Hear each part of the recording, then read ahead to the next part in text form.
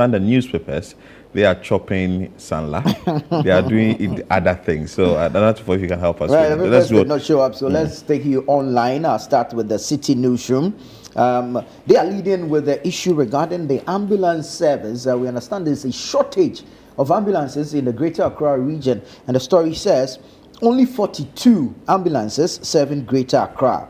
Dispatch head reveals only 42 ambulances serving Greater Accra. Dispatch head reveals. Then there's the big one. Interpol issues red notice for Ofori-Atta over corruption allegations. Interpol issues red notice for Ofori-Atta over corruption allegations. We know that the special prosecutor, or the Office of the Special Prosecutor, OSP, had triggered processes to place processes for a red notice against Mr. Ofori-Atta over his failure to show up for an interview with the OSP on June 2nd. And we understand that the processes have, landed or arrived or concluded at Interpol issuing a red notice for Mr. Ofori-Atta. It's carried on the official website of Interpol. And so Mr. Ofori-Atta is currently on the wanted list of the international police. Okay. This one says, don't rush, takeaway pack ban. Plastic Manufacturers Association speaking there. Don't rush, takeaway pack ban. We know that President Mahama announced yesterday a ban on styrofoam, popularly known as takeaway.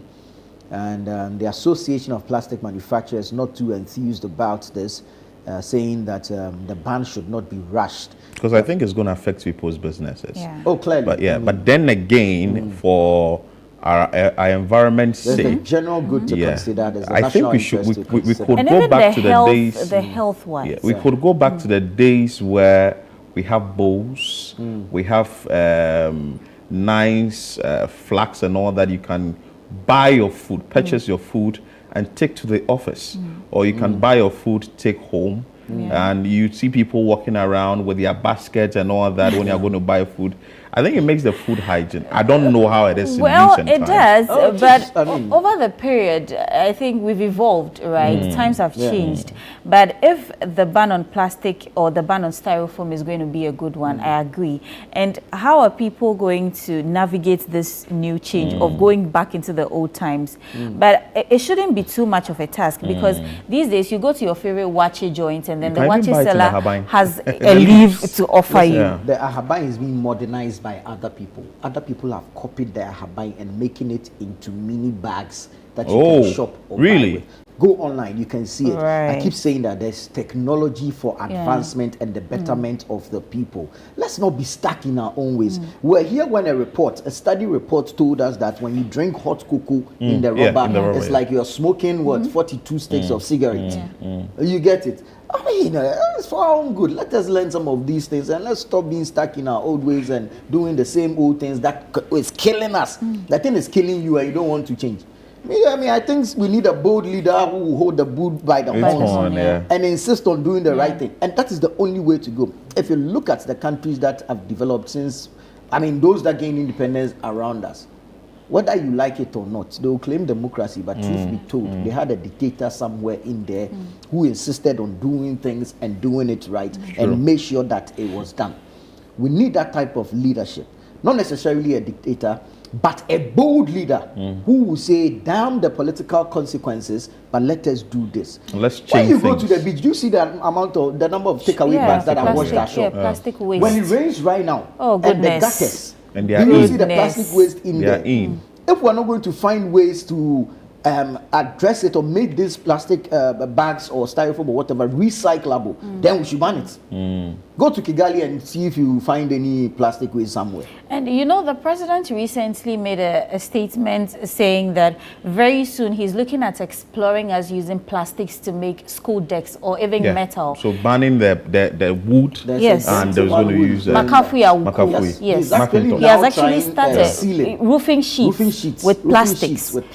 And it's very laudable. And people like that are not being supported to scale up the thing so that we can all benefit from it.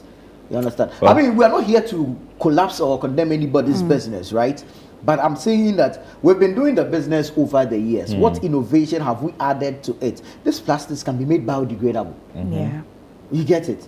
So that when Sebi, Yanum dispose indiscriminately. Yeah, we can take them and you can recycle them into other things. How many recycling plants do we have in this country? Not much we know of. Where are they located? Well, you get it. There's a problem, and we need to deal with the problem. And if we are not going to be bold about it, at least let's not be hypocritical about it.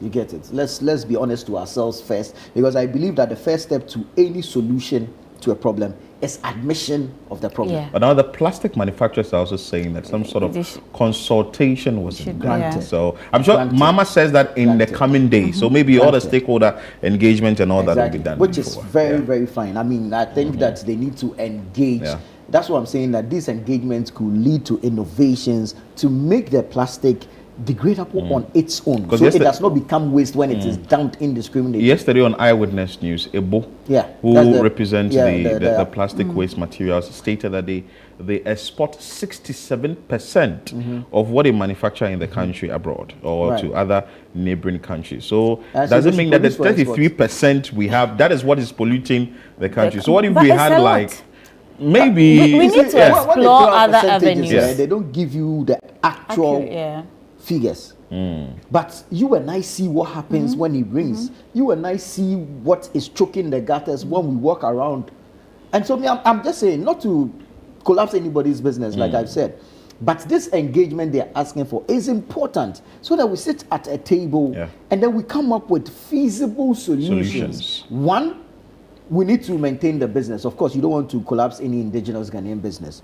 Two, we need to find ways of taking out the waste component of the use of plastics if we are still going to continue using it. And then we need to look for technology or innovation to make it degradable on its own, biodegradable, so that when Kofi Yesu, who is, let's say, uncouth, decides to dump indiscriminately, the thing degrades on its own, forms part of the soil. And then maybe parks and gardens can come and plant some rose flowers, so I can pluck one for you. Use that manure. But Nana, let me just add that we as a people should also be ready to accept new things. True. We should be ready to explore other avenues. And now, Ghanaians are so generous when it comes to plastics. You go to other countries, you go to the mart or a shop to buy things, and you are not even offered a plastic unless you pay for it. If you want it, you pay for it. But over here, you buy something as little as 2 Ghana cedis where you can put in your pocket, and they are giving you one takeaway rubber. They will tie it in one black one and then put it in another colored one. You know, you buy kinky, they put the kinky in the plain one. Then after you are done, you put it into a black one. Then they give you that design one that is written on it. Thank you. I mean, what's that? Are you making it attractive or what? But if it's packaging that you are doing, are you considering the health implications of that packaging? Because if the thing is hot and you're putting it in wrapper, then of course you are taking the components of that rubber into the food. It takes a lot of consultation and all that engagement to do this, because the paper one too, Ebo was also saying that it has its own ramifications. So if we are dealing with all these things, we need to just oppose and find ways and means to deal with all the problems before we can fully roll it out, because it's going to take people out of business. Also bringing in new thing, how is that also going to turn out, or how are Ghanaians going to buy in? But to be frank with you, to be on the safer side, just walk around with your bowl. Walk around with your You can even buy do your food in the bowl and glass bowl. Exactly. You have it in your car, you have it in your bag, you have it. Just walk around with it, and like the way you can have your water bottle with you, you walk around with it and all that, so that we can just face all the use of great grandmothers how they were packaging food. Yeah, they were doing well. Or maybe that time too, they were cooking and eating on their farms, so they didn't go and queue to buy food. Yes. That's true. Well, I mean, and they were eating in leaves. Healthy. Have you eaten in the bush before? Have you eaten on a farm before? No, but I've had that setting of a rural area that it did leaves, so like you see that the plantain leaf. I was plantain going to and say all the that. same Then thing. the mankinian pieces. Exactly. We cook it on the farm. Then you do a boom. They will not do. We don't do proper abomu, so it's just tomatoes. Why are you wetting people's appetites? Just this tomatoes, morning? right? You boil it. So when the mankini is getting ready, then you put the tomatoes on there, so it doesn't cook entirely, but then it softens up for you. Yeah. Then you grind the thing in the potoyo with some your palm oil. Warm it small with some momoni or some Kobe. Fry it in there. Of course, Kobe has to play in there. It's number 7. Then you put your pepper inside. You understand? Then you grind the thing in the potoyo like that. Then you pour the oil on it. You get that feeling. Have some boiled egg on the side. The Kobe head there, I beg you reserve it for me. That's mine. Nobody should try it. Have the Kobe there, then some herrings on one side, and fresh salmon. You understand? My guy. Then on the leaf like that, you spread it down there. Then you sit on the floor. All of us are seated on the floor. Yeah, you come inside you see the to enjoy. The beauty of that food is not even how it looks. It's the fact that there's a group of young men and women seated the communal together. eating. My God. So we can try things like that. Have We you should actually tried embrace banku our wrap culture. in plantain leaf before? No. I think I've try bought it. some at La before. You should try it, or even La. proper banku. Yeah, La. I think there was something like that at the Yeah. Back to Your Village Food Festival. Yes, there was. Yeah. I mean, the flavor or the smell from the plantain leaf into the banku alone gives it another taste. And it's very, very healthy. It's moving away from the whole plastic. Let's go local. The banku and tilapia people, you can try it. But I don't know if the leaves will be expensive. You know, No, when you move away from the plantain leaves are all over the plastic, place.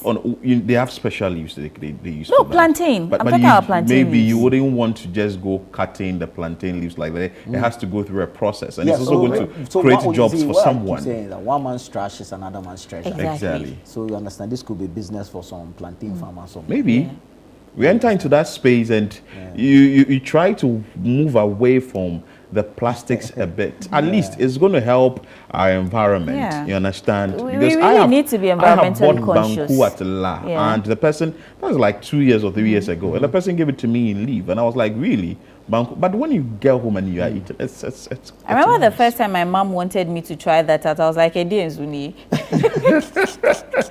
was like, But you loved it it was so good. Anyway. It was Anyways, so let's good. bring you some more stories. Still reading from citynewsroom.com. This one says, fuel levy, new taxes not needed to reset Ghana. MFWA tells Mahama. Fuel levy, new taxes not needed to reset Ghana. MFWA tells Mahama. GPRTU, government betrayed us with fuel levy after fare cuts. Government betrayed us with fuel levy after fare cut. That's the Ghana Private Road Transport Union, GPRTU speaking there. Tamale Wale Road, deliver or refund $30 million payment. Abuja tells contractor. Tamale Wale Road, deliver or refund $30 million payment. Abuja tells contractor. NLC secures injunction against a GRNMA's strike. We know that the Ghana Registered Nurses and Midwives Association are on strike. Strike is biting. I think it's entered day 4. Yes. Yeah. Today should be day 4. And by 9th of June, all services come to a halt. Right. Yeah, I think now they are doing something like partial services, Yeah, but it's still biting OPD hard. services have been withdrawn. Exactly. It's still Yesterday, biting Fred hard. Zuho really shared is. a post It on really is. social media where From Rich yes, Ghana he was at at Greater Rich, Accra. and look, Nana, it was very, very heartbreaking to see that people have taken their friend, their family to the hospital, yet the person was not attended to, and they had to find a way to transport the sick person who was at the verge of losing his life to another health facility. I mean, And yesterday, we need Mr. to be Kando went human. around Human asking enough. that at least there are ways of solving this problem. You may have registered your displeasure or whatever you want the government to do, but See, this is the you thing I think don't that understand about politicians. it- He went around where? well, to do what? to check the situation, to look at to know what is happening. And mind you, they spoke to the spokesperson of the health ministry yesterday Goodman. on Eyewitness. I still make reference to Eyewitness News, and he stated that there may be a roadmap or something agreed on with the previous administration, the government. But this administration would have to now look at it in a different way. And Samuel Afi, who hosted, asked him that, but it's the same chief directors who are there, it's the same executives or the same workers who are the Ghana the Ministry of Health and also the Ghana Health Service. So why don't you go ahead with whatever has been agreed on? But Tony also says that we may want to agree or sign whatever has been agreed on, but we need further and better particulars of whatever has to be done. So they said when two elephant fights, it's the ground that's a suffering. And if now the patients are suffering, not everybody can go to a private facility. So you may have striked for a short period of time. It's taking effect. We are all bearing the brunt. You've seen the impact of the strike. You would want to call it off, but then give government an ultimatum that if you do not solve it in a month's time or 3 months' time, we resume our strike. You see, that's the thing. It's not as simple as you've put it, because they didn't just wake up and go on strike. An ultimatum was issued. They were at the negotiation table. But then was the previous administration. Even with this administration, it's been what, 6 months? Okay. You want to tell me that the Ministry of Health has not done its own assessment of the health sector at this point, after 5 months in office? Maybe 6 months. 6 months, we will just say the government is still forming. Then there's a problem. I strongly disagree. When you make mention of the previous government, we understand maybe the agreement was with the previous government, but governance is a continuum. You understand? You may not be too satisfied with every detail in that collective agreement, but what do? You engage further. Okay, make concessions so that the association or the union can also make concessions, and then together we meet each other halfway. So reading what is here, the GRNMA, that is the Ghana Registered Nurses and Midwives Association, had embarked on a strike to protest delays in implementing their 2024 collective agreement, which addresses key conditions of service, including unpaid allowances and delayed posting. The strike has led to severe disruption in healthcare delivery, with nurses withdrawing outpatient and emergency service, leaving hospitals overwhelmed. So this happening, there's a collective agreement that was done in 2024. So you wouldn't want to give the government the benefit of the doubt to really look at it if something has to be done about it. But you now just mentioned that the chief director is the same person. But then again, that is what I also said, that the spokesperson for the Ministry of Health, Tony Goodman, says that though they are there, it's the government that is the head. That's the political head. And so the political head's taking decision would have to now look at the agreement well. It's been 6 months. Sit with the union. Perhaps you don't think some of the demands they are making or some of the details contained in that agreement with where you stand as a government and your resources, you can. Tell them what you can do. Engage them. Let them understand that this is the situation we find ourselves in. This is what you are asking for. Unfortunately, we are unable to provide all. So please bear with us. Take this. The people might say, oh no, but we're asking for this. So if you think you don't have, at least raise it to this. Then there's a compromise. You get it? Well, you know, but I'm not a prophet of doom, but we're going to see more of such, especially in the health sector. You know why? The health sector alone, there are about 80 to 90 unions and associations. Oh, beautiful. Just the health sector. There are about 80 to 90 unions there. Wow. We were here and they are all going to rise a couple of months back when the Tamale Teaching Hospital medical practitioners laid down their tools not to work just because they didn't have the required tools to work with. What happened? In less than 24 hours, some of them were provided. Yes, there was a tall list. So just to, buttress or support your point, there should be a conversation. Let's sit down, let's agree to disagree. Why are you going on a tour? To achieve what exactly? Is it that you do not know what's going on? I don't think the association is a group of wicked people who just want to collapse the health sector. But you see, if you're working, you're also thinking about your welfare. You get it? And it's important that the authority will engage the workers. We're not holding brief for the workers. Listen, if my grandmother goes to the hospital today and she's not even able to do common triaging, and I say this with the greatest of respect, not to, demean the fact that triaging is any simple thing. No. But if she's not unable to go through triaging, then there's no consultation, there's no diagnosis. She comes home, you understand? So we are all affected. You get it? So for the association, we are begging you, soften your stance. let's not go into the negotiations with an entrenched position. And for government, meet the association halfway. And don't keep promising without fulfilling. You see, exactly. Some of these things, it's just the posturing that leads to a strike or otherwise. So, if you come and lord yourself, the people won't agree. You get it? They won't agree. But if you come and you engage properly with the right tone of language, you get it. So you should be able to communicate to them well. Oh, come on, and also, they will understand. And also, there's the part of fulfilling the promises. There's one thing making the promise, and there's another sticking to your word and making sure that if I tell you that maybe in a month's time or in 12 days' time, this and that is going to be done, just make sure that you do it.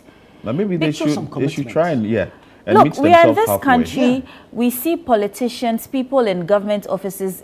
Worst case scenario, if push comes to shove, they take a flight and then they are gone. It's the ordinary Ghanaian that suffers the plight. I keep saying this, and Anatufo say that if you have your money, why don't you fly out? No, everybody cannot afford to do that. I still stick to my guns. I insist. If I'm here and I have the money, you haven't improved or upgraded your healthcare system to that level. I'm here and I have the money and I can afford medical care outside of the country. You move. Why not? No, You get it? you sometimes it might not necessarily be money.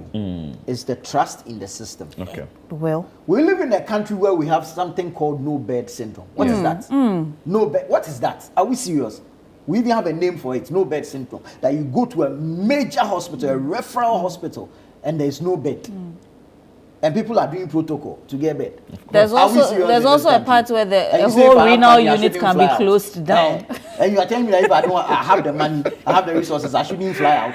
But then if these people are held not to fly out for health care, they will then fix what we have here. You see, you can't hold them because until you're able to establish that they are flying out for that health care on your taxes.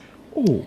It's not about the taxes. No, but if he has his personal money, you can't stop him from going to seek healthcare outside. But if I have my personal money and I can fly out and get that health service, then what happens to the ordinary Ghanaian? What happens to the tomato seller in the market who can't afford to? I don't think of what is here. So Interesting Government Hospital wants equipment. But you see, Kolebu Teaching Hospital wants equipment. What I'm saying is that there's a responsibility on persons in authority to fix the healthcare system locally. But that notwithstanding, you can't stop the person from seeking healthcare outside, especially when they are not going on your taxes or on your money. So, for instance, you are in a house and you know that your kids are supposed to eat, right? You are supposed to give them food. But because you are not eating the food they are eating you give them what you are supposed to give them. And then you have money, so you go out there to a restaurant. And you enjoy good food. No. But if you are in the house and you taste what they eat, or you have a feel of what you know how it tastes like, whether it's good or bad. And you know whether to add more Maggi or add more money or add salt. I do not belittle the fact that they have a responsibility to fixing our healthcare. Granted, we have voted them in power. We have given them the authority, the power of the people to work for the people. Okay. This is established and it's a fact. We cannot change it. But I am also telling you that, you see, the point you are making is that if they are made to stay here, then they will be forced to fix the system. Exactly. But I'm saying that if I have my own money and I can afford you'd move to fly out. Just go. Anyway. Hey, interesting. Right, Nana, is that all we have for the stories making? Quite a number of stories, but go online, citynewsroom.com. You get the details of these stories. When you go to ChannelOneNews.com, a number of stories on there as well. Ken Ofori-Atta is here again. Interpol declares Ofori-Atta wanted for using public office for profit. Takeaway pack ban could harm exports and investor confidence. This is the plastic manufacturer speaking. 1 cedi fuel levy hike necessary. Let's embrace it. This is the Yilo Krobo MP speaking to Ghanaians. He was on the Channel One newsroom last night. You have Ablekuma North standoff, proof of EC's sheer incompetence. There's the NDC speaking. Wooden furniture to be banned in schools. John Dramani Mahama speaking here. High Court grants NLC injunction to halt GRNMA strike. A UFRE, He's a ranking member on the Health Committee of Parliament. Dr. Nanaya Ofori-Atta urges Finance Ministry to resume talks with GRNMA over ongoing strike. And that's one thing we keep overlooking. The intersectorial approach to this. You see, it's the issues there. It's not just the health ministry. There's the health ministry, there's the finance ministry, there's the labor and employment ministry. You understand? If all these ministries are not on the same page, it becomes difficult. Yeah. The health ministry wants the nurses back at work. The nurses want improved conditions of service. These conditions of service will come with an increased cost to the states. Who handles that? Finance ministry. Is the finance ministry in a position to meet these demands? Yeah. Have they communicated same with the health ministry? Now for the employer, that's the Labor and Employment Ministry. Have they engaged? You get it? Then there's the NLC. And then there's Fair Wages and Salaries Commission. So you see, interagency collaboration or partnership. Is that present or is that absent? These are some of the things. The systems are there, but the structures to ensure that the systems work and work for our benefits. It's another problem. On that Yamutu note, we take a quick breather. When we come back, there's more on Breakfast Daily. Do stay with us. But meanwhile, you can join us via WhatsApp number 020-444-7033 or log on to our socials at ChannelOne TVGH and do send us a message. If you're sending via X as well, you can use the hashtag Breakfast Daily. We'll be right back after this break.